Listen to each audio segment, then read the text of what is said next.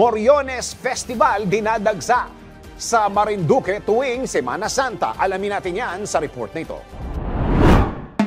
Hindi lang masaya, fiesta! Hatid ng Aliw Broadcasting Corporation ang Fiestas Pilipinas!